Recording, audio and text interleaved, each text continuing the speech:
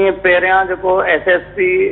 Doctor Rizwan Ahmad उन जे हिदायतनि ते खुलियल कचहरी हमाइन थाणे में थाणे जे PPHI भरिसां PPHI अस्पताल में थी उन खुलियल कचहरी में DSP सुल्तान कोट ऐं सब डिवीज़न थाणे जा SHO शामिल हुआ। उन में गुलज़ार पंवर जे पुट अलियार पंवर शिकायत कई त 2008 में जेको मुंहिंजो वाल साहबु चोरनि जे मुज़ाहिमे दौरान मारिजी वियो त उन जो जेके जवाबदार आहिनि 6 त उहे हिन महिल पुलिस गिरफ़्तार नथी करे त उन शिकायत ते DSP जेको SHO